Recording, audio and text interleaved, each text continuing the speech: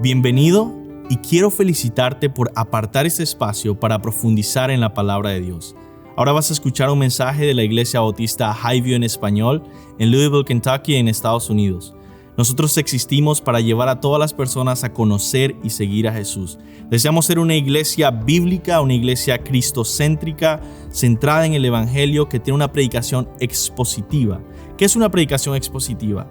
Es aquella predicación que se enfoca en el texto bíblico, busca interpretarlo bien y aplicarlo legítimamente a la vida de las personas.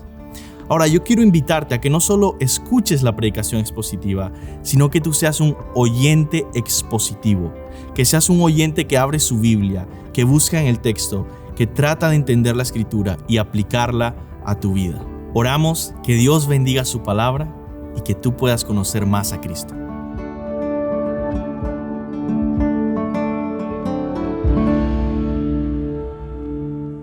Mis hermanos, reciban un caluroso saludo de parte de los miembros y pastores de Iglesia Bíblica del Señor Jesucristo en Santo Domingo, República Dominicana.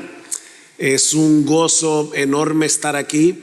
Habría preferido, evidentemente, estar en una mejor condición, pero confío plenamente en lo que dice la palabra del Señor, que su poder se perfecciona en la debilidad. Así que es en esa confianza que hemos venido a predicar la palabra y esperando que el Espíritu Santo descienda con poder y ministre a nuestros corazones. Hemos estado orando por eso conforme a la necesidad de cada uno. Es un placer estar aquí, el haber conocido a nuestro hermano Luis David, a su esposa Emma, a sus preciosas hijas. Todavía no al que viene en camino, pero ha sido un gozo pasar estos días y obviamente, como decía nuestro hermano, el viernes fue para nosotros como familia, mi esposa y para mí, un día de celebración que terminó en una sala de emergencia del hospital. No era como lo habíamos planificado, pero los planes de Dios siempre son mejores que los nuestros. Les pido por favor que vayan conmigo al libro de Oseas. Libro del profeta Oseas en el Antiguo Testamento. Y vamos a estar cubriendo en esta mañana los capítulos 1 al 3. Pero déjenme leerles el capítulo 1 completo. Palabra del Señor que vino a Oseas, hijo de Beri, en días de Usías, Jotam, Acaz y Ezequías, reyes de Judá, y en días de Jeroboam, hijo de Joás, rey de Israel. Cuando por primera vez el Señor habló por medio de Oseas, el Señor le dijo: ve, toma para ti a una mujer ramera y ten con ella hijos de prostitución, porque la tierra se prostituye gravemente, abandonando al Señor. Oseas fue y tomó a Gomer, hija de Diblaim, y ella concibió y dio a luz un hijo. En la Reina Valera dice: le dio un hijo a Oseas. Y el Señor dijo a Oseas: ponle por nombre Jezreel, porque dentro de poco castigaré a la casa de Jehú por la sangre derramada en Jezreel, y pondré fin al reino de la casa de Israel. En aquel día quebraré el arco de Israel en el valle de Jezreel. Ella concibió otra vez y dio a luz a una hija.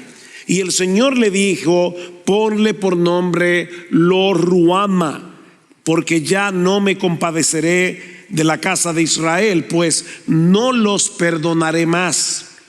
Pero me compadeceré de la casa de Judá y los salvaré por el Señor su Dios.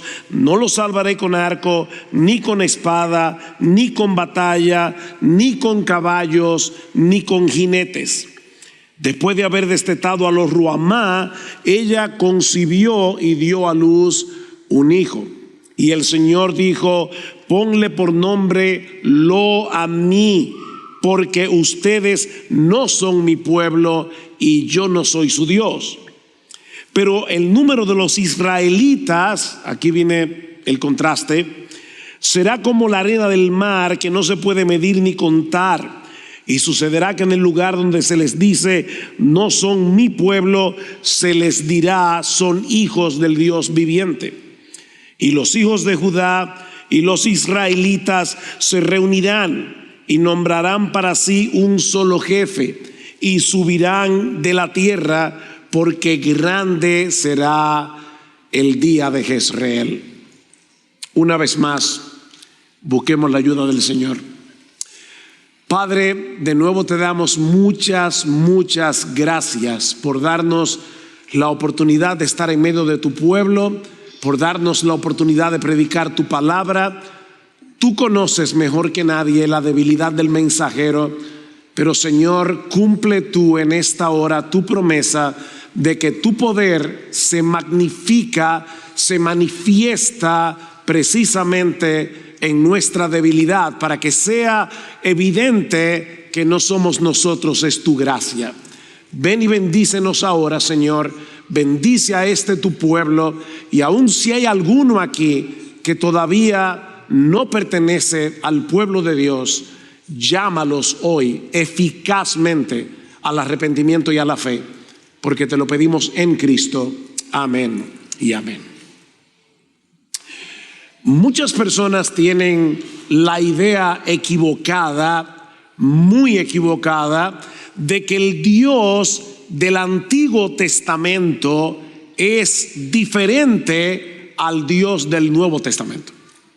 De hecho, muchos piensan que Dios el Hijo se hizo hombre y murió en una cruz porque era la única forma de aplacar la ira del Dios Padre, que no siente ninguna compasión por sus criaturas pecaminosas. Dios el Hijo es bueno, amoroso, compasivo. Dios el Padre es implacable en la aplicación de su justicia. Pero mis hermanos, nada puede estar más lejos de la realidad. Existe un solo Dios que subsiste en tres personas: el Padre, el Hijo y el Espíritu Santo, y ninguna de las tres personas de la Trinidad es más amorosa, es más compasiva que la otra. Fue por amor que el Padre envió a su Hijo para salvarnos de la condenación que merecen nuestros pecados, y todo eso obviamente sin pasar por alto su justicia. Todos conocemos seguramente de memoria Juan 3:16. De tal manera amó Dios al mundo. Ahora, ¿cuál de las tres personas de la Trinidad está siendo señalada ahí? Evidentemente Dios el Padre, porque dice que Él dio a su Hijo para que todo aquel que en Él cree no se pierda, mas tenga vida eterna. Por supuesto, el Hijo vino voluntariamente, movido por el mismo amor, porque el Hijo y el Padre son uno, dice en Juan capítulo 10, versículo 31. El que me ha visto a mí, ha visto al Padre, le dijo Cristo a Felipe en Juan capítulo 14, versículo 8. El Dios del Antiguo Testamento es el mismo Dios del Nuevo Testamento, porque, mis hermanos, hay un solo Dios, misericordioso, compasivo, más allá de lo que nuestras mentes finitas pueden imaginar, y más allá de lo que este limitado predicador puede expresar en esta mañana. Y no porque esté medicado. Yo puedo estar en mi mejor condición física, mental, de garganta, y aún así yo no sería capaz de poder expresar en su justa dimensión el inexplicable, el invencible, el abrumador amor de Dios. Y eso es precisamente lo que aprendemos del libro de Oseas. Yo no sé cuántos de ustedes están familiarizados con el libro de Oseas, y yo espero que no llegues al cielo, te encuentres con Oseas y resulta que no hayas leído su libro. Pero la historia que se narra en este libro es muy chocante. La relación entre Oseas y Gomer. Pero lo que yo quisiera demostrar en esta mañana es que el amor que esa relación ejemplifica es sencillamente incomprensible. Ese Dios infinitamente santo, infinitamente justo, ha decidido amar a los suyos con tal clase de amor que escapa a toda comprensión humana. El libro de Oseas comienza como casi todos los libros proféticos, ubicando el ministerio de Oseas en su contexto histórico. Versículo 1 otra vez. Palabra del Señor que vino a Oseas, hijo de Beri, en días de Usías, Jotam, Acaz y Ezequías, reyes de Judá, y en días de Jeroboam, hijo de Joás, rey de Israel.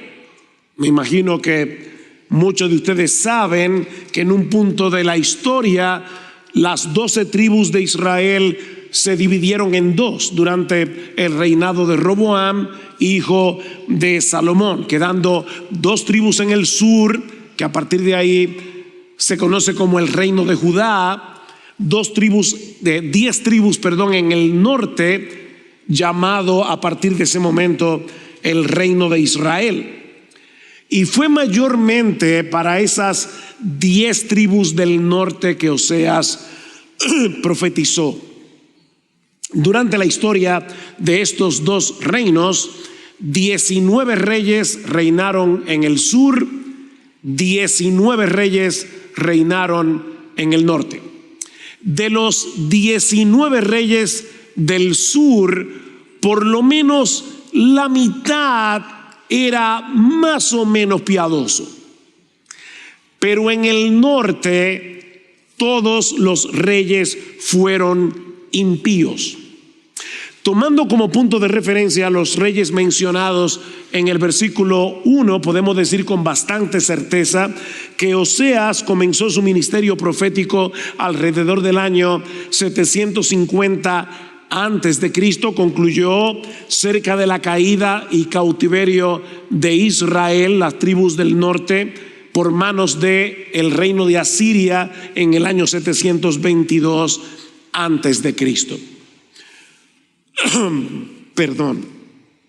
Fue un tiempo de mucha prosperidad material para Israel, pero fue también un tiempo de mucha corrupción moral, política y religiosa. El reino del norte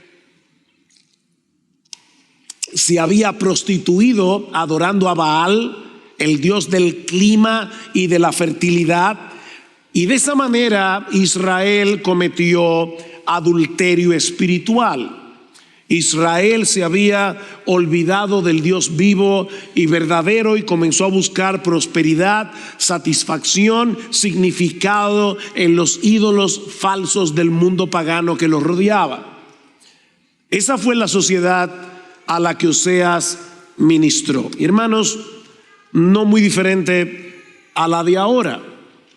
Una sociedad idólatra, materialista, violenta, hedonista, moralmente corrupta, pero es precisamente en el contexto de ese trasfondo tan pecaminoso, tan pervertido, que brilla inmensamente la gracia y la misericordia de Dios, ejemplificada en la vida del profeta Oseas y su extraña relación con Gomer, lo que nos lleva de la mano a nuestro segundo encabezado, el matrimonio del profeta, versículos 2 y 3. Cuando por primera vez el Señor habló por medio de Oseas, el Señor le dijo: ve y toma para ti a una mujer ramera y ten con ella hijos de prostitución, porque la tierra se prostituye gravemente abandonando al Señor. ¿Qué hubieras hecho tú, hombre, si Dios te da una orden así tan clara? Algunos tal vez darían un poco de tiempo a ver si el Señor cambia de parecer, o tal vez fue que no entendiste bien. Pero lo que hizo Oseas es que fue y tomó a Gomer, hija de Diblaim, y ella concibió y dio a luz a un hijo. Para muchos comentaristas, esta orden divina plantea un serio dilema moral. Mis hermanos, ¿cómo es posible que Dios le haya pedido a uno de sus profetas, a un hombre fiel, a un hombre piadoso, que se case con una mujer como Gomer? De hecho, en Levítico 21:7 se prohíbe tajantemente que un sacerdote se case con una mujer inmoral. ¿Acaso no debería aplicarse el mismo estándar a un profeta? Desde cualquier punto de vista, lo que Dios le estaba pidiendo a Oseas no parece encajar con lo que el mismo Dios enseña en su palabra acerca de la santidad del matrimonio. Sin embargo, Dios no solo le pidió lo que le pidió, sino que el Espíritu Santo inspiró a Oseas para que dejara registrada su historia en las Escrituras para la edificación de su pueblo, incluyendo la iglesia de Highview en Louisville, Kentucky. Mis hermanos, esta historia quedó registrada en la Biblia para ti y para mí. Dios quería que tú y yo conociéramos esta extraña historia de amor. Ahora, es muy probable que Gomer no haya sido una ramera al momento de casarse con Oseas. Recuerden que el profeta estaba mirando los hechos en retrospectiva después de que todas estas cosas sucedieron. Si yo le dijera a ustedes que mi esposa y yo fuimos a la misma escuela cuando éramos niños, yo espero que ustedes entiendan que en ese momento éramos solteros. Pero como ahora yo estoy contando la historia mirando hacia atrás, es perfectamente legítimo que yo les diga, lo cual es verdad, que mi esposa y yo fuimos a la misma escuela siendo niños, aunque no estábamos casados. Bueno, eso es lo que parece estar sucediendo aquí. Ya la historia pasó. Oseas sabía de parte de Dios que su esposa sería una ramera, pero noten lo que dice el versículo 2. Ve, toma para ti una mujer ramera y ten con ella hijos de prostitución. Esos hijos no habían nacido todavía.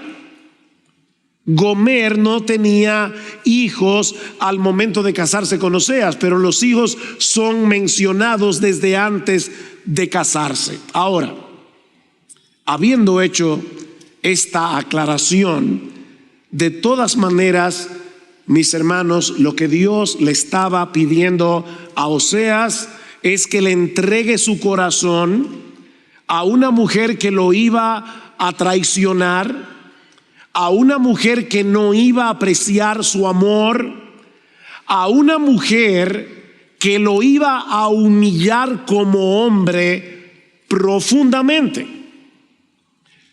¿Ustedes se imaginan cómo fue para Oseas el día de su boda? Todo el mundo se casa con la ilusión, con la esperanza de tener un matrimonio feliz. De hecho, yo no voy a preguntar eso aquí, pero ¿alguno de ustedes se casó pensando de antemano que se estaba desgraciando la vida?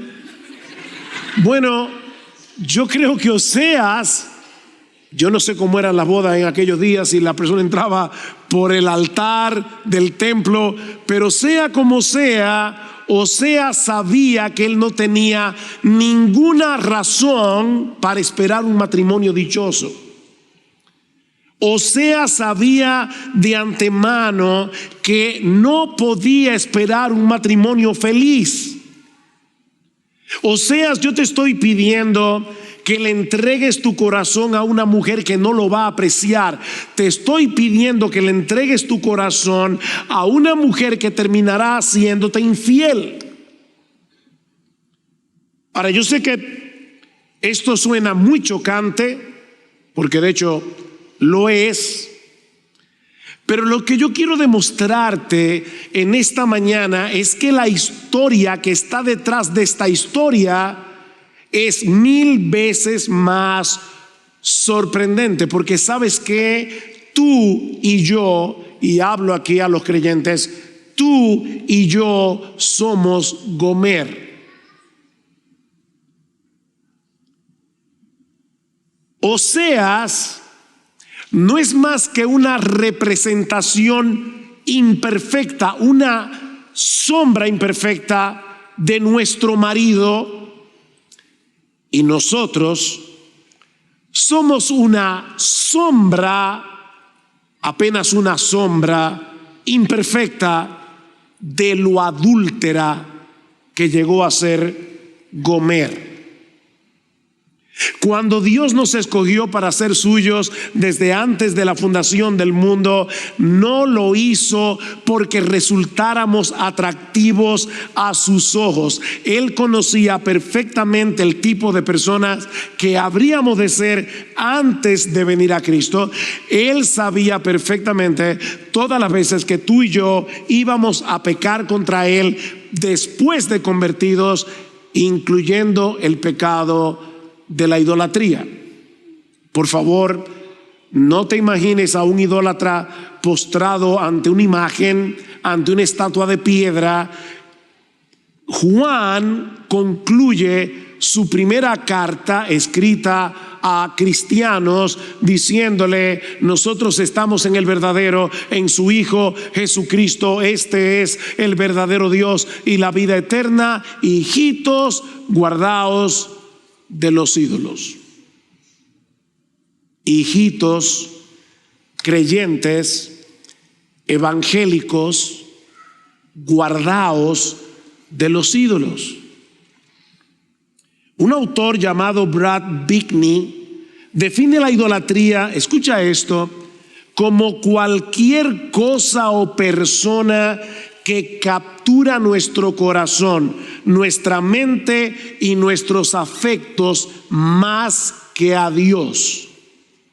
Ahí está la clave para entender la idolatría. Más que a Dios. Puede ser que se trate de algo bueno, tu esposo, tu esposa, tus hijos, pero si lo deseas más que a Dios, ya se ha convertido en un ídolo. Yo quiero ayudarte en esta mañana a examinar tu corazón. Mira, mi hermano, mi hermana, cuando el hecho de no tener eso que deseas te causa irritación, descontento, ansiedad, eso es un síntoma inequívoco de que has caído en el pecado de la idolatría. Ese descontento, esa irritación es un indicativo de que Dios no es suficiente para ti, de que tenerlo a Él no te basta. Tan pronto ese deseo desmedido se apodera de nuestro corazón, hemos cometido adulterio espiritual en la presencia misma de Dios. ¿Cuál es el primer mandamiento del decálogo? Ustedes están aquí estudiando y orando los 10 mandamientos. ¿Cuál es el primero? No tendrás dioses ajenos delante de mí. ¿Tú escuchaste esa última parte? delante de mí. Todo lo que tú deseas más que a Dios es un altar idolátrico que estás colocando en su misma cara para hacerle infiel, como el esposo que cuelga una foto de su amante frente al lecho nupcial, donde él se acuesta con su esposa todas las noches. No tendrás dioses ajenos delante de mí. Y saben que, aún sabiendo de antemano que en ocasiones tú y yo haríamos eso, Él nos escogió para ser suyos desde antes de la fundación del mundo, para ser los recipientes de su bendita gracia. Él os dio vida a vosotros cuando estabais muertos en vuestros delitos y pecados, siguiendo a la corriente de este mundo, según el príncipe de la potestad del aire, siendo por naturaleza hijos de ira, lo mismo que los demás. Pero Dios, que es rico en misericordia, por su gran amor con que nos amó, nos dio vida juntamente con Cristo. Perdón, hermano, yo me voy a aflojar esto. Quiero quitar el elefante de la sala. Sí tengo una faja. Por favor, no se fijen en eso. Nos espantamos, y vuelvo y repito con razón, al leer la orden que Dios le dio a Oseas. Pero ¿sabes qué? Si nosotros entendiéramos realmente el Evangelio, cada vez que leyéramos el Evangelio deberíamos espantarnos mucho más. El Evangelio es más chocante. Ese Dios 3 veces santo, perfectamente justo, que le ordenó a Oseas que se casara con Gomer, es el mismo que decidió tomar a una mujer fornicaria llamada la iglesia para hacerla su esposa. ¿Por qué te espanta más el matrimonio de Oseas y no te espanta muchísimo más el matrimonio de Dios con su pueblo? Volviendo a nuestra historia, poco tiempo después Gomer sale embarazada, y dice en el versículo 3, vuelvo y repito, en la versión Reina Valera, dice que le dio a luz un hijo, a Oseas. O sea que sin duda él era el padre de este niño. Y Dios le ordena que le ponga por nombre Jezreel, dice en el versículo 4. Aquí hay una serie de nombres que son importantes. Yo no espero que los recuerden todos, pero esta palabra Jezreel es ambigua porque tiene un doble significado. Significa tanto plantar como esparcir. Y si nos imaginamos a un agricultor del tiempo de Oseas, eso tiene todo el sentido del mundo, porque el mismo movimiento de la mano que se usa para esparcir la semilla es el mismo que luego vamos a usar para plantar. El mismo movimiento se usa para ambas cosas, y en un momento veremos por qué Dios le pone a ese niño este nombre con este doble significado. Poco después, Gomer sale embarazada otra vez. Versículo 6. Ella concibió otra vez y dio a luz una hija. Noten que ahora no dice que le dio a Oseas una hija. Probablemente ya esta niña no era de Oseas. Y Dios le pide que le ponga por nombre Lo-Ruhamá, no compadecida. O sea, cada vez que Oseas llamaba a esta niña, probablemente recordaba que esa niña ya era hija de prostitución y que Dios en un momento dado iba a disciplinar a su pueblo. Versículo 7, a diferencia del reino de Judá, dice: porque ya no me compadeceré de la casa de Israel, pues no los perdonaré más, porque dice, pero me compadeceré de la casa de Judá y los salvaré, dice el Señor, porque Judá duró un poco más antes de que los babilonios conquistaran el reino del sur. La situación se va tornando cada vez más vergonzosa para Oseas. De hecho, en una cultura como esta, era muy difícil que la conducta de Gomer pasara desapercibida. Así que ya para este punto de la historia, Oseas era la comidilla del pueblo de Israel. Finalmente, Gomer le da a luz otro hijo, y este sí que ya seguro que no es de Oseas, porque dice que le puso por nombre Lo-Ammi, que significa este no es mi pueblo, probablemente diciendo y tampoco es tu hijo. Gomer a partir de ese momento se corrompe tanto que decide abandonar a Oseas y a irse detrás de sus amantes. Versículo 5. Pues su madre se prostituyó, la que los concibió se deshonró, porque dijo, iré tras mis amantes que me dan mi pan y mi agua, mi lana y mi lino, mi aceite y mi bebida. Yo debo decir, hermanos, que cuando uno lee el libro de Oseas, es difícil distinguir en la historia la actuación de Oseas y la actuación de Dios. Pero al parecer, Oseas continuó cuidando de su esposa adúltera, siendo fiel al voto que él había hecho cuando se casó con ella. Noten lo que dice el versículo 8. Pues ella no sabía, recuerden qué es lo que dice Gomer, yo iré tras mis amantes que me dan mi pan, mi lana, mi lino, mi aceite. Dice, porque ella no sabía que era yo el que le daba el trigo, el vino nuevo y el aceite, y el que le prodigaba la plata y el oro que ellos usaban para Baal.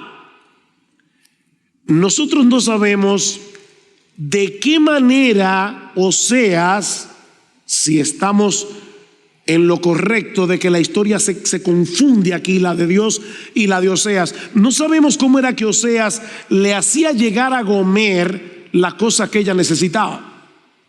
Tal vez Oseas iba al mercado, se encontraba con el amante de turno de su esposa y le decía, mira, yo sé que tú no tienes toda la capacidad económica para tratar bien a mi esposa, así que yo te pido que tú le lleves esto.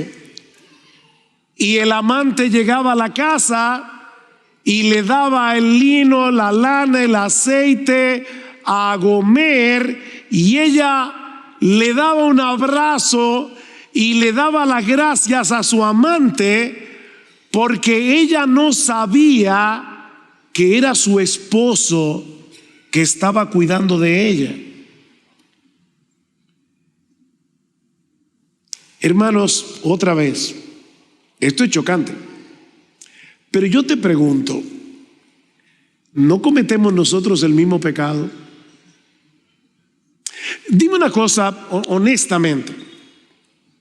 Tú trabajas, supongo, al mes te dan un sueldo, con ese sueldo vas al supermercado, con ese sueldo mantienes a tu familia, pagas la casa, pagas la luz.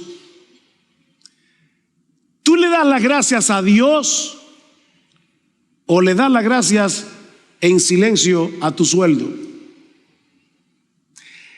Para nosotros, lo que yo tengo en el bolsillo es el fruto de mi trabajo. Los hombres, sobre todo los latinos, suelen gloriarse de ser responsables manteniendo a su familia. Aunque no hablen con la esposa ni eduquen a los hijos, pero son proveedores. Mira, déjame decirte algo. Dios, a través de ti, le provee a tu familia y te provee a ti. Pero dice la Escritura que toda cosa buena, todo don perfecto, desciende de lo alto, del Padre de las luces, en el cual no hay mudanza alguna ni sombra de variación. Todo lo que nosotros tenemos, incluyendo la capacidad de trabajar, aún el hecho de tener trabajo, es una provisión de Dios. Así que ni por asomo, en silencio, en el fondo de tu corazón, digas gracias, sueldo, por todo lo que yo puedo comprar con el dinero que gano. Leyendo esta historia, nos parece increíble que una mujer pueda ser tan insensata, tan necia de serle infiel a un marido como Oseas. Pero no es eso lo que hacemos los creyentes cada vez que buscamos en las cosas creadas lo que solo el Creador puede darnos. No lo olviden, mis hermanos, nosotros somos Gomer. Nosotros tenemos un marido perfecto en los cielos que de pura gracia ha decidido bendecirnos con toda bendición espiritual en los lugares celestiales en Cristo. Un Dios que ha prometido en su palabra proveer para nuestras necesidades conforme a sus riquezas en gloria en Cristo Jesús. Pero no es verdad que muchas veces nos alejamos de Él para ir detrás de nuestros ídolos como si nuestro Dios no fuera suficiente. ¿Y saben lo que hace Dios si en verdad somos parte de su pueblo? Él busca la manera de hacernos reaccionar. Y si no puede despertarnos de nuestra locura por medio de su bondad, entonces lo hará por medio de la disciplina. Gomer continuó enredada en su pecado, yendo detrás de los deseos pecaminosos de su corazón hasta que las cosas comenzaron a ir de mal en peor. Versículo 6 del capítulo 2. Por tanto voy a cercar su camino con espinos, levantaré un muro, dice, contra ella para que no encuentre sus senderos. Ella seguirá a sus amantes, pero no los alcanzará. Los buscará, pero no los hallará. Y entonces dirá: iré y volveré a mi primer marido, porque mejor me iba entonces que ahora. Mis hermanos, esto no es lo que dijo Gomer en medio de la disciplina. Dios está diciendo: yo estoy haciendo esto para que ella despierte y venga a mí entendiendo que yo soy mejor que sus amantes. Ese es el propósito de la disciplina. Mis hermanos, el amor verdadero siempre busca dar lo mejor de sí. ¿Y sabes qué es lo mejor que tiene Dios para darnos? Él mismo. Dios es nuestra mayor bendición.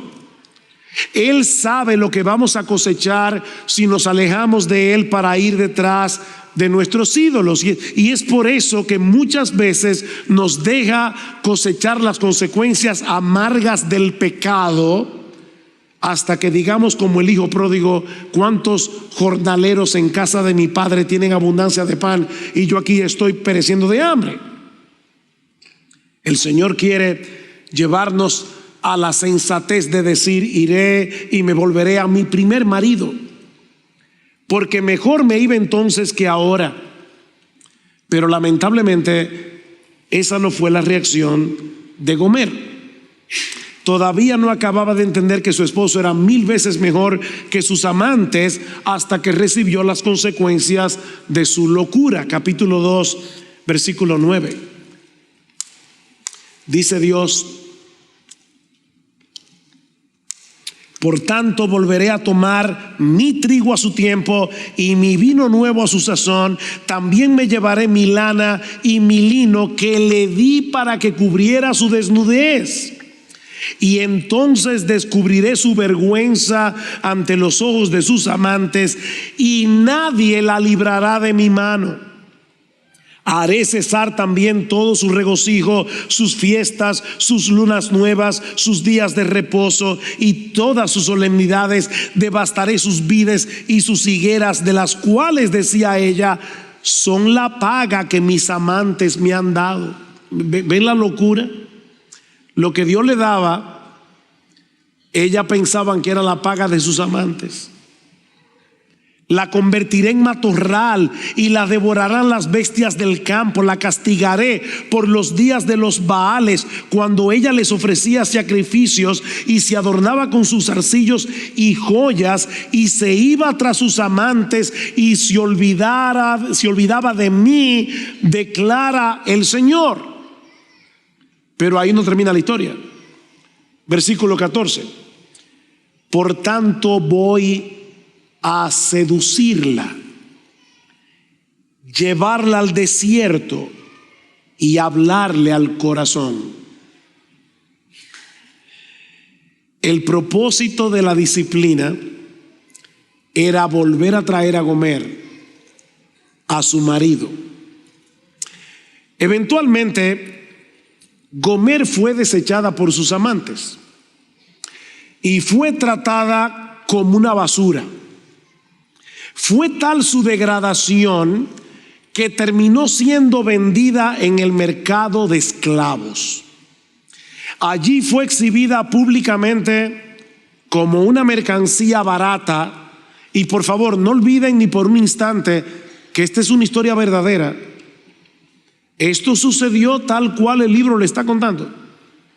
Gomer termina en el mercado de esclavos, esperando al próximo hombre que la comprara para abusar de ella. Pero entonces ocurre lo inesperado. Capítulo 3. Entonces el Señor me dijo: ve otra vez, ama a una mujer amada por otro y adúltera, así como el Señor ama a los israelitas, a pesar de que ellos se vuelven a otros dioses y se deleitan con tortas de pasas.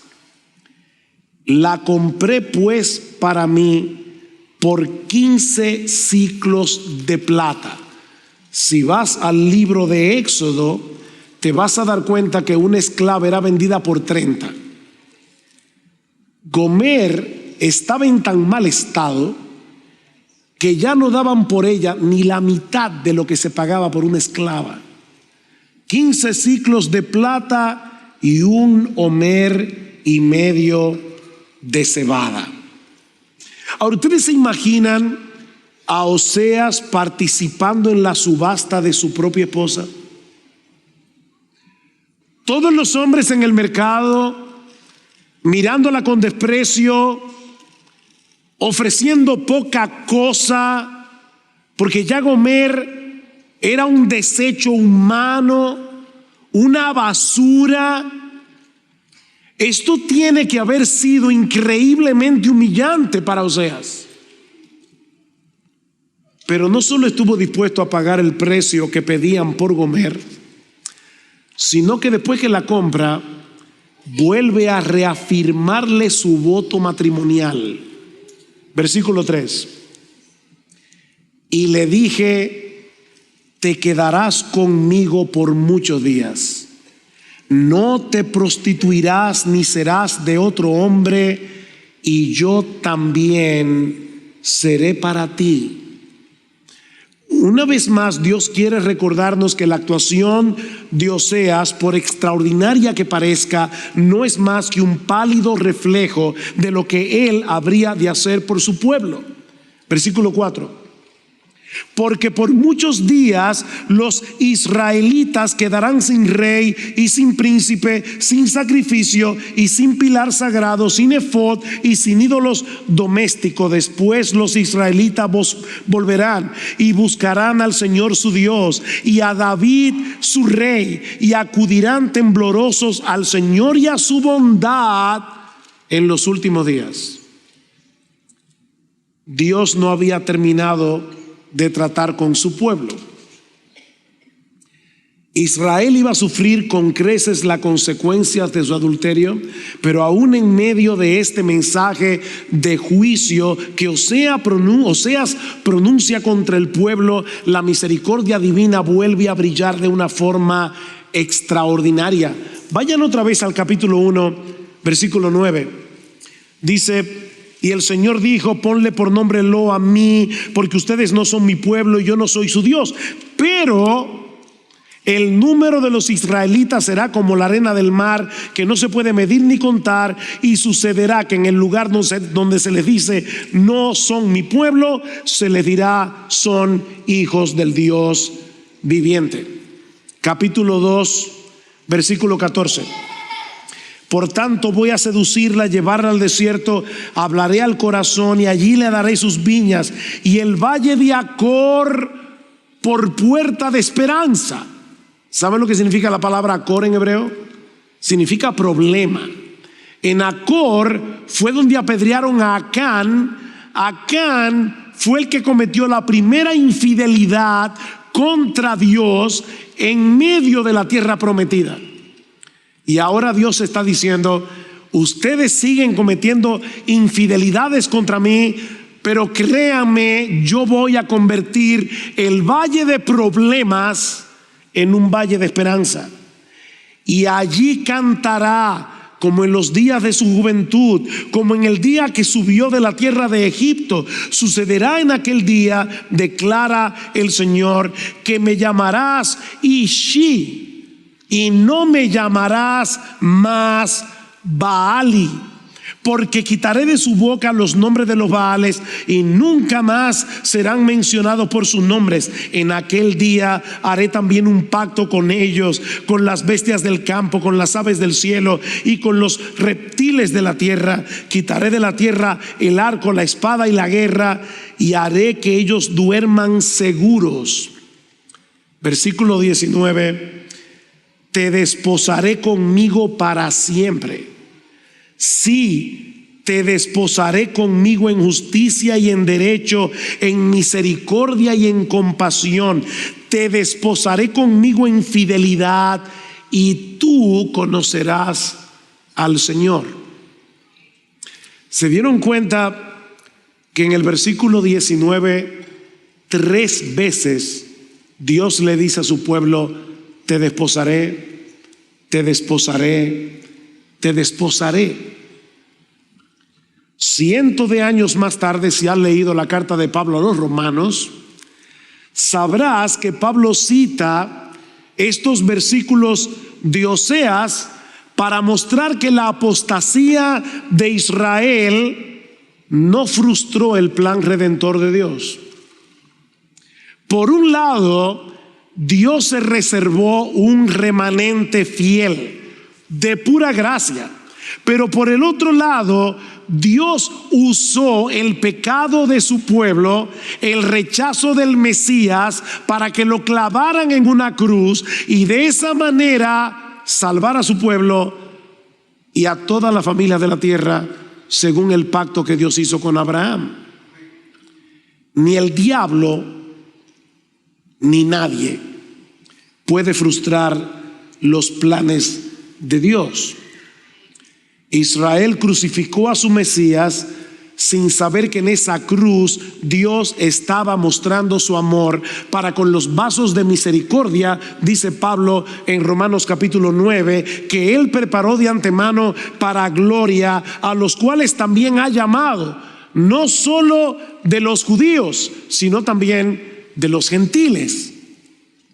Nosotros todos somos el verdadero Israel del nuevo pacto, porque nosotros estamos en Cristo y Él es el verdadero Israel, la verdadera vid, a la cual estamos unidos como los pámpanos a la vid. Nosotros somos el verdadero Israel porque estamos en el verdadero israelita. De hecho, no solamente Pablo cita este texto, sino que Pedro en su primera carta, primera de Pedro capítulo 2, versículos 9 y 10, cita Oseas 2:23 para comparar a Israel con la iglesia. Y cita el libro de Oseas. Mis hermanos, Dios también tuvo que comprar a una ramera para hacerla su esposa. Y no por 15 ciclos de plata y 1 omer y medio de cebada, sino con la sangre preciosa de su precioso Hijo. Miren, definitivamente Dios no es como nosotros. Hay un texto que yo sé que es muy conocido en el libro del profeta Isaías: porque mis pensamientos no son vuestros pensamientos, ni vuestros caminos mis caminos, dijo Jehová. Isaías 55:8. Como son más altos los cielos que la tierra, así son mis caminos más altos que vuestros caminos, y mis pensamientos más que vuestros pensamientos. Sin embargo, yo tengo la sospecha de que cada vez que se cita ese texto, se cita fuera de contexto. Porque normalmente nosotros citamos Isaías 55:8 y 9 cuando Dios hace algo en nuestra vida que no parece tener sentido, cuando el actuar de Dios es misterioso y decimos, claro, es que los pensamientos de Dios no son como los nuestros. Pero Dios no está hablando aquí de su providencia misteriosa. ¿Saben de qué está hablando Dios aquí? Del perdón. Los versículos anteriores a Isaías 55:8 dice lo siguiente: buscad a Jehová mientras pueda ser hallado, llamadle en tanto que está cercano, deje el impío su camino y el hombre inicuo sus pensamientos, y vuélvase a Jehová, el cual tendrá de él misericordia, y al Dios nuestro, el cual será amplio en perdonar, porque mis pensamientos no son como los tuyos y mis caminos tampoco. En otras palabras, Dios no perdona como tú y como yo, porque nosotros solemos ser implacables con los que nos ofenden. Y el problema es que muchas veces proyectamos nuestra forma de actuar con el ofensor, la proyectamos hacia Dios. A ti y a mí se nos hace difícil perdonar al que nos ofende, porque somos orgullosos, porque somos vengativos. Pero gloria al Señor, nuestro Dios no es como nosotros. ¿Saben cuál es el deleite de Dios? Perdonar a pecadores. Miqueas capítulo 7 versículo 18 dice que Él se deleita en perdonar. Él se deleita en tener misericordia. Su amor es muy distinto al nuestro. Sí, Gomer cometió una locura al alejarse de un esposo como Oseas para ir detrás de sus amantes. Pero mis hermanos, nuestra locura es 1000 veces mayor cada vez que buscamos fuera de Dios lo que solamente Dios puede darnos. Él nos escogió desde antes de la fundación del mundo para darnos el gozo y la alegría de conocerle a Él íntimamente, transformar nuestro carácter conforme al de su Hijo y hacernos coherederos del universo juntamente con Él. Pero es tal nuestra locura que muchas veces nuestro Dios tiene que perseguirnos para darnos su bendición.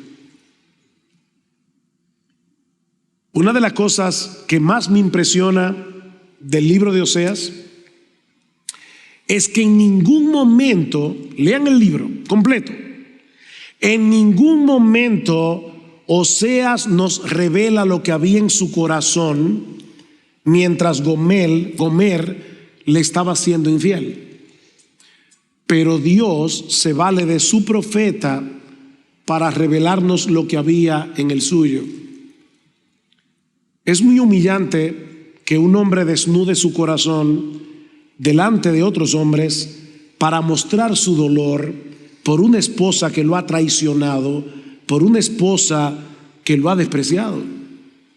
Pero eso es precisamente lo que hace Dios en el libro de Oseas: hacernos escuchar los suspiros de su corazón por un pueblo infiel. Vayan conmigo a Oseas capítulo 11. Oseas capítulo 11, versículo 1. Cuando Israel era niño, yo lo amé, y de Egipto llamé a mi hijo. Cuanto más los llamaban los profetas, tanto más se alejaban de ellos, seguían sacrificando a los Baales y quemando incienso a los ídolos. Sin embargo, yo enseñé a andar a Efraín, yo lo llevé en mis brazos, pero ellos no comprendieron que yo los sanaba. Con cuerdas humanas los conduje, con lazos de amor, y fui para ellos como quien alza el yugo de sobre sus quijadas. Me incliné y les di de comer.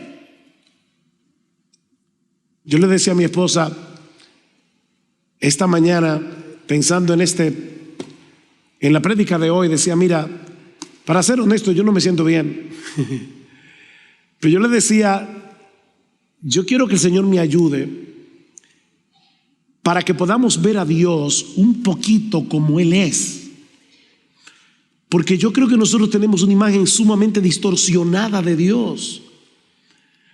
Escuchen el versículo 8 de Oseas capítulo 11. ¿Cómo podré abandonarte, Efraín? ¿Cómo podré entregarte, Israel? ¿Cómo podré yo hacerte como a Adma? ¿Cómo podré tratarte como a Zeboim? Mi corazón se conmueve dentro de mí, se enciende toda mi compasión. Dios está descubriendo su corazón para que nosotros sepamos cómo Él percibe la infidelidad de su pueblo. Hasta aquí la historia de este extraño matrimonio, el de Oseas con Gomer, pero sobre todas las cosas el de Dios con su pueblo. Ahora, mis hermanos, ¿para qué está este libro aquí? ¿Qué lecciones prácticas podemos extraer de esta historia hoy, 14 de mayo del 2023? Bueno, la verdad es que son muchas las lecciones que podemos aprender del libro de Oseas. Pero obviamente, por causa del tiempo, y como yo no tengo la capacidad de resucitar a nadie, si se me caen muertos aquí, me voy a limitar a unas pocas lecciones.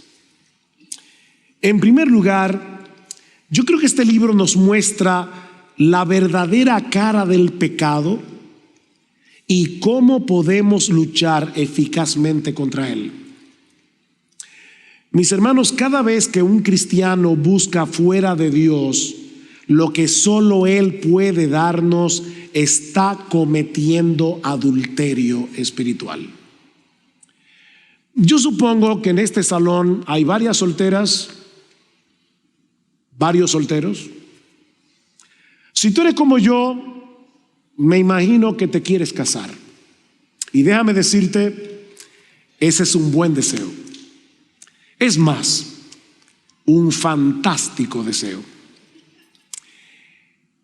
Pero si el hecho de no poder casarte te está llenando de amargura, te está llenando de descontento y aún te está haciendo dudar del amor de Dios, ese buen deseo, ese legítimo deseo, ya es un ídolo en tu vida.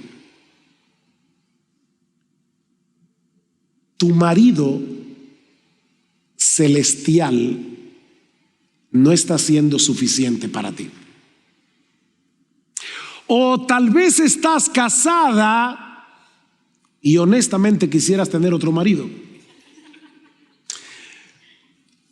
Eso no es de risa, eso es muy triste. Pero ¿sabes qué, mi amada hermana? Tú tienes un marido en los cielos que suple para ti no 1000 veces, no 1,000,000 de veces, infinitamente veces, más de lo que tu marido terrenal no te está dando. Tú tienes un buen marido. La razón por la que pecamos, cada vez que pecamos, con lo que sea, es porque pensamos encontrar fuera de nuestro esposo algo mejor de lo que Él nos ofrece en Cristo. ¿Quieres luchar eficazmente contra los ídolos de tu corazón? Antes que nada, identifica cuáles son, para que puedas luchar eficazmente contra ellos. Pídele a Dios en oración que te ayude a examinar con objetividad tu propio corazón. Déjame ayudarte un poco. Mi hermano, mi hermana, ¿cuáles son los deseos que controlan tus pensamientos y tus conversaciones? Porque de la abundancia del corazón habla la boca, dice el Señor. ¿En qué tú sueñas cuando sueñas despierto? ¿Estás dispuesto a pecar para obtener algo que deseas o para retener algo que no quieres perder? ¿Hay alguna cosa aparte de Dios que te haga sentir seguro? Cuando yo iba camino al hospital el viernes, gracias al Señor, uno debe ser previsor. Que mi esposa y yo, como viajamos con cierta frecuencia, sacamos un seguro de viajes. Ustedes saben que aquí caer en un hospital sin seguro puede ser una desgracia. Y yo tuve 6 horas o 7 horas en el hospital, me hicieron scan, prueba de sangre, no sé cuántas cosas más. Me imagino que no fue una cuenta bajita, pero gloria al Señor, qué bueno, yo tenía seguro. Está bien, hasta ahí. Pero ¿saben qué era lo más importante? Que yo estaba en las manos del Señor, con seguro o sin seguro. Yo estaba en las manos de Dios. Mi hermano, ¿qué es lo que te hace sentir seguro? Sobre todo cuando las cosas comienzan a ponerse feas. ¿Hay alguna cosa que tú creas necesitar aparte de Él para ser feliz?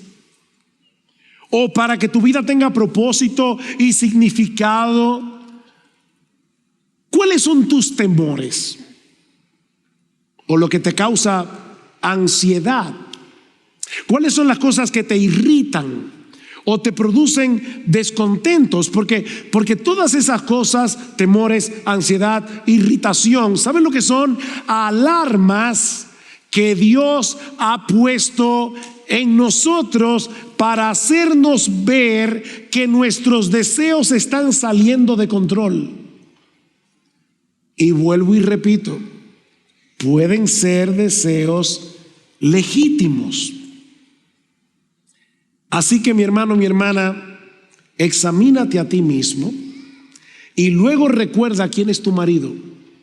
Recuerda el costoso amor con que te ha amado, los beneficios espirituales sin número que Él ha derramado y continúa derramando sobre ti. Medita en eso, mi hermano, mi hermana, hasta que el brillo pasajero del pecado se desvanezca por completo a la luz del invencible, inexplicable y soberano amor de Dios que nos buscó y nos escogió cuando estábamos muertos en nuestros delitos y pecados, nos dio vida y en el altar del matrimonio nos hizo suyos. Recuerda ese momento cuando Jesús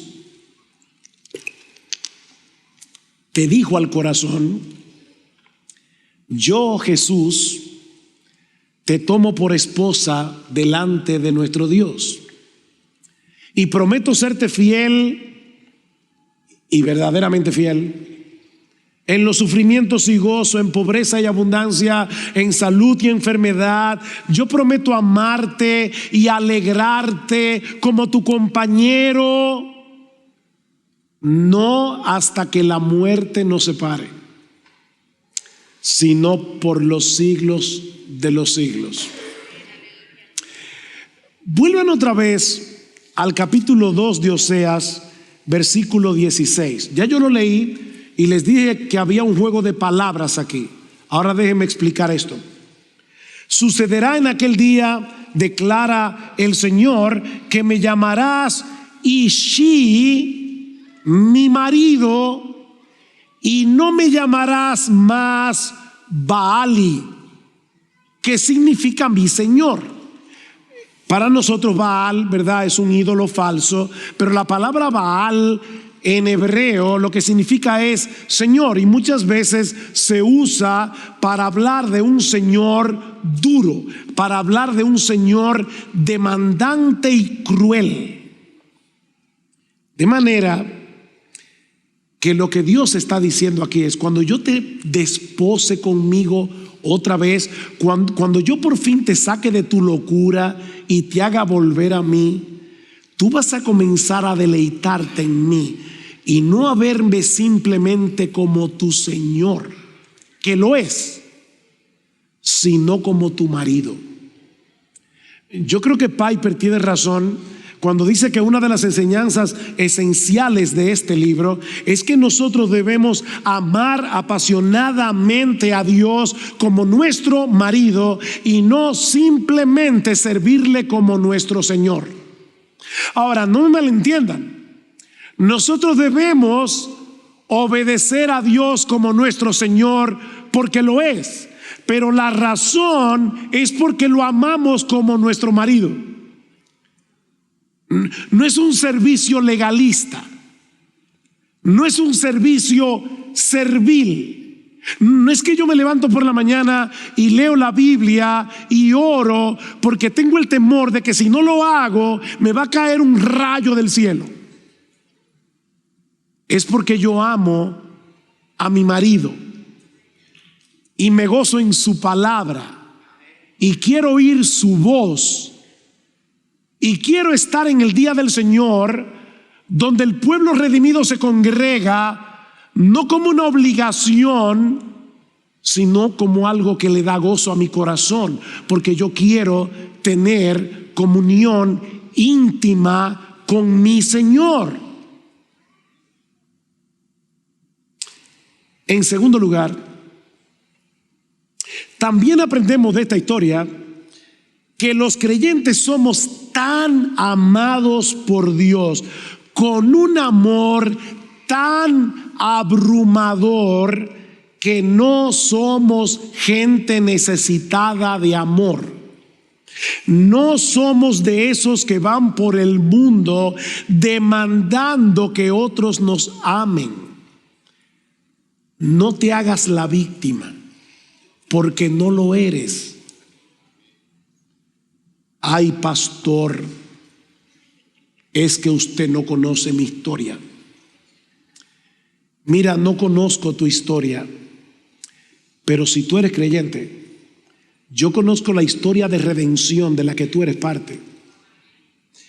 El amor que Dios ha derramado sobre nosotros sin merecerlo es tan extraordinariamente abundante que, como bien señala Edward Welch, nuestra meta, escucha esto por favor, nuestra meta debe ser amar a las personas más que necesitarlas. Hay personas que van por la vida demandando amor, demandando amor. Si tú eres creyente, deja de demandar amor y comienza a darle a otros del amor sobreabundante que tú tienes en Cristo. El Dios de los cielos nos rescató de la esclavitud del pecado, nos compró para sí al precio de la vida de su Hijo, para hacernos libres y para que pudiéramos disfrutar de su amor por los siglos de los siglos. Debemos hacer nuestra la oración que Pablo hace por los efesios, que seamos capaces de comprender con todos los santos cuál sea la anchura, la longitud, la profundidad y la altura, y de conocer el amor de Cristo que excede a todo conocimiento, para que seamos llenos de toda la plenitud de Dios. Debemos orar: Señor, yo sé que tu amor es incomprensible, pero ayúdame a comprenderlo. Es irónico, es paradójico, pero Pablo está diciendo: yo le oro a Dios que ustedes sean capaces de comprender el incomprensible amor de Cristo. ¿Recuerdan ese corito para niños que dice: es tan alto el amor de Dios que no puedo ir arriba de él, es tan bajo que no puedo ir debajo de él, es tan ancho que no puedo ir afuera de él, tan vasto es el amor de Dios? Bueno, Pablo está diciendo: yo le pido al Señor en oración que ustedes sean capaces de comprender ese amor, porque cuando no eres capaz de comprender el amor de Dios, vas a tener muchos problemas en tu vida cristiana. Cada cosa que te salga mal, tú la vas a malinterpretar y vas a pensar que en ese momento Dios ha dejado de amarte. ¿Saben dónde se mide el amor de Dios? No es en la prosperidad, no es en la salud, es en el Calvario. Tú eres demasiado amado, demasiado amada, si estás en Cristo. En tercer lugar, si en verdad tú eres cristiano,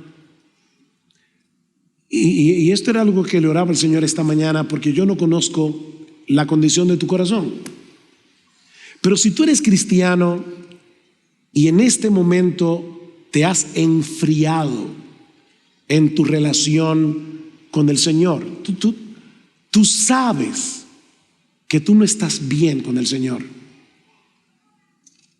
vuélvete a tu marido. Él te ha traído hoy aquí para hablarle a tu corazón a través del profeta Oseas. ¿Acaso tú piensas que ya no hay remedio para ti? ¿Que tu condición espiritual es irreversible? Pero escucha con atención la voz de Dios en el último capítulo del libro de Oseas, Oseas capítulo 14. Versículo 1: vuelve, oh Israel, al Señor tu Dios, pues has tropezado a causa de tu iniquidad. Tomen con ustedes palabras. Esto me sorprende. Dios le está diciendo a su pueblo: déjame decirte lo que yo quiero que tú me digas. Vuélvete al Señor y díganle: quita toda iniquidad y acéptanos bondadosamente, para que podamos presentar el fruto de nuestros labios. Versículo 4: yo sanaré su apostasía, los amaré generosamente, pues mi ira se ha apartado de ellos. Seré como rocío para Israel, florecerán como lirio y extenderá sus raíces como los cedros del Líbano, brotarán sus renuevos y será su esplendor como el del olivo y su fragancia como la de los cedros del Líbano. Vuelve a mí y yo sanaré tu apostasía. Miren, si una mujer como Gomer tuvo otra oportunidad, tú puedes estar seguro de que tú también la tienes. No te quedes en el estado en que estás. No cometas el error de proyectar la frialdad de tu amor por Cristo al amor de Cristo por ti. Porque aunque tu corazón esté frío, Su amor por ti nunca se apagará si eres uno de los suyos.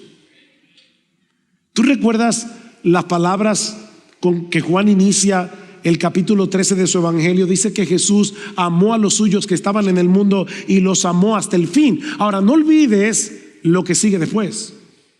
Él sabía que Pedro lo iba a negar. Él sabía que todos los suyos lo iban a abandonar en la cruz. Y aún así dice que los amó hasta el fin. Alguien decía comentando ese texto que Jesús no ama como nosotros. Nosotros amamos hasta que nos traicionan. Jesús continuó a la cruz a pesar de la traición. Nosotros amamos hasta que nos abandonan. Jesús amó a través del abandono. Amamos hasta un límite. Jesús amó hasta el fin. Vuélvete a tu marido en arrepentimiento y fe, porque él no es como tú. Él te sigue amando hoy. Oye bien, él te sigue amando hoy como cuando estaba dando su vida por ti en la cruz del Calvario, y sigue teniendo el propósito de tener intimidad contigo. Oseas 2:20: te desposaré conmigo en fidelidad y tú conocerás al Señor.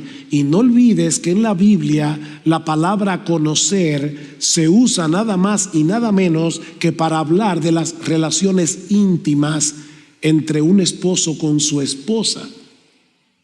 O sea, no está hablando aquí de un conocimiento intelectual.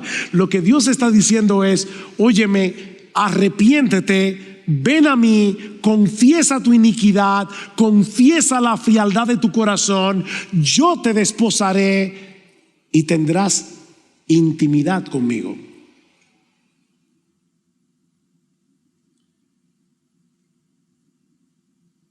¿Quién entiende un amor así?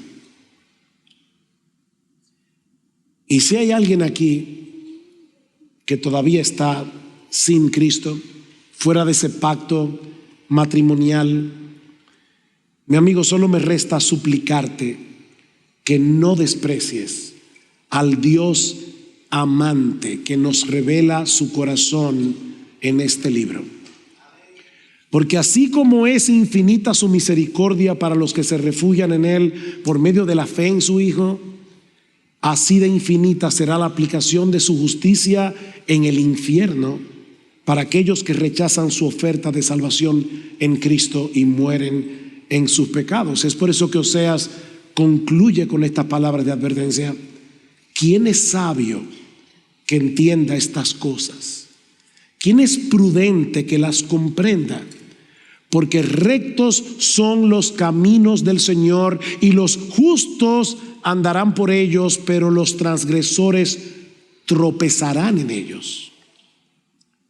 Quiere el Señor que tú seas uno de los que transitan por ese camino en vez de caer destruido en él.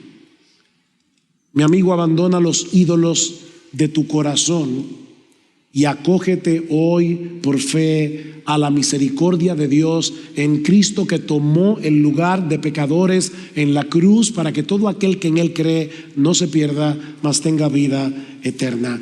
Todos tus pecados serán perdonados si vienes a Él en arrepentimiento y fe. Recibirás gratuitamente por gracia el don de la vida eterna y comenzarás a disfrutar de ese amor invencible, inconquistable de Dios, eternamente y para siempre. Vamos a orar. Padre, queremos darte muchas gracias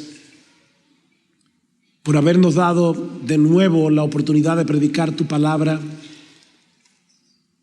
por permitirnos ver destellos de tu amor a través de este libro. Padre, lo que este limitado predicador no podía ser. Yo te ruego, Señor, que tú lo hagas por tu Espíritu en el corazón de cada uno aquí, a través de tu palabra. Despierta, Señor, a los creyentes que puedan estar adormilados. Despierta, oh Señor, y anima a los que están cansados. Tú prometes, oh Padre bueno, multiplicar las fuerzas del que no tiene ningunas. Mira a tu pueblo aquí, Señor, y atráelos una vez más con cuerdas de amor. Pero mira, Señor, también a aquellos que están aquí sin Cristo. Padre, derrama abundantemente en este lugar arrepentimiento y fe, y que muchos en el día de hoy puedan pasar de la muerte a la vida. Cambia corazones de piedra en corazones de carne, porque te lo suplicamos en el precioso nombre de Cristo. Amén y amén.